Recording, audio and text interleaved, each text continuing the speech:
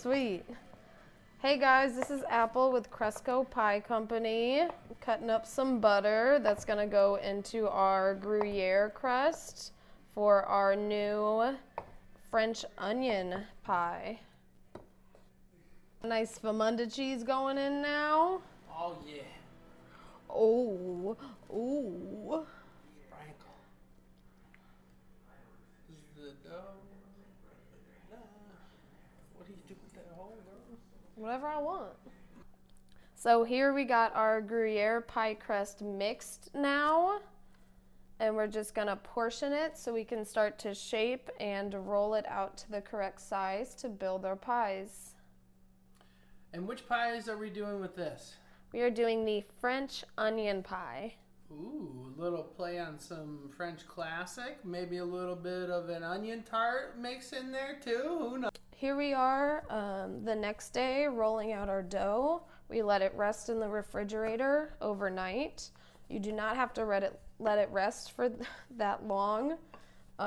You can let it, It doesn't matter, girl. Just keep going. None of it matters. I know. It's not I'm trying to be professional. It's us hanging out. I can't even fucking talk.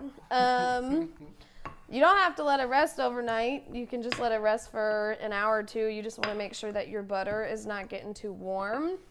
I do recommend portioning and putting it into these discs before you refrigerate it. Otherwise, your dough will it'll become very difficult to work with. But as long as your butter is nice and cold, you're ready to rock. All right, so now we got our crusts all rolled out. So once they're ready to go, then you can start to shape and form your pie. These tins are a little bit deeper than a lot of pie tins. That's okay. Nice. That's okay. And if you have little folds throughout the bottom, that is also fine. You just want to go through and press them down so that your crust is even all the way through so that it bakes evenly. Beautiful.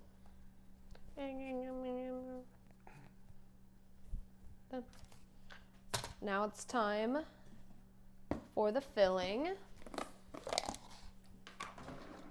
Describe the filling. I'm working on it. So this one, we are currently testing our French onion pie. Sorry. So the beautiful, stunning Tony made this French onion filling. Ooh.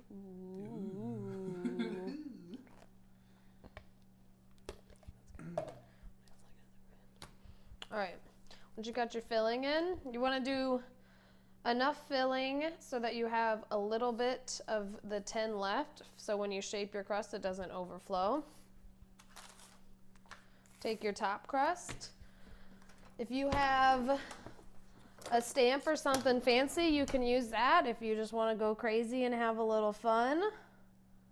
Do a couple leaves or a penis, whatever your heart desires. Penis? Penis.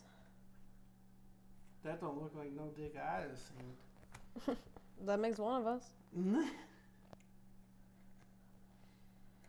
And you just want these holes in the top crust so that it has air to breathe while it's cooking. Doesn't matter.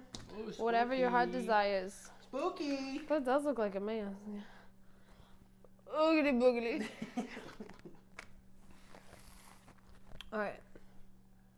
Then once it's on the top, if you have any thick parts, you can kind of press it down. And you can use a knife or, my way, scissors. And you just want to cut off all the excess. And if you don't like to waste your pie dough, you can keep all this excess, bake it off when you bake your pie. It's just going to take a lot shorter time, and you can turn it into a crumble or cereal, whatever the hell you want. Cereal? I don't know. People like cereal. What are these freaks doing? Whatever the hell they want. And now we're just gonna crimp, right?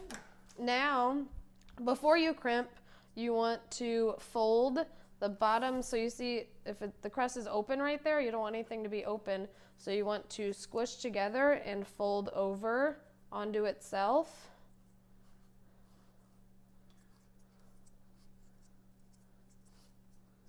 So everything is all sealed up and your filling doesn't have anywhere to go. She's all safe at home.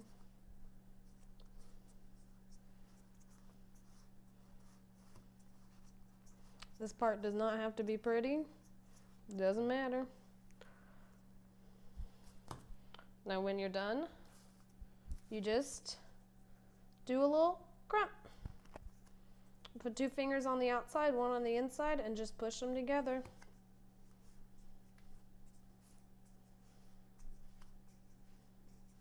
Stunning! Stunning!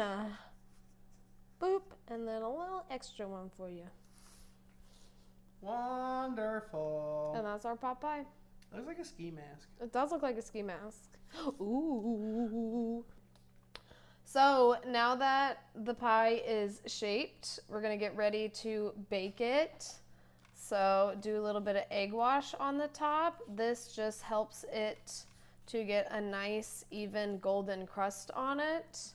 I like to go all the way around. Do the little outsides as well. Oh. Ooh. Make it nice and eggy. Make it nice. Yeah, make it nice. Do what you can. Have fun. Do whatever the hell you want. So since it's a savory pie, we're going to do a little bit of Malden on the top. If it's a sweet pie, I like to do sugar in the raw. Just helps give a little nicer crust and give a little something extra on the top. But you can do whatever the hell you want. And now we're baking, right? She's ready to bake. So we're gonna start it at 400. If it's frozen, if you freeze it before you bake it, it's gonna be for about an hour and a half at 400. You can crank up the temp at the end a little bit to finish the crust. But if it's just refrigerated or if you just built it, then you can start at 400 for about an hour. All right. This is the pie. Finished. Still very hot. Fresh out of the oven.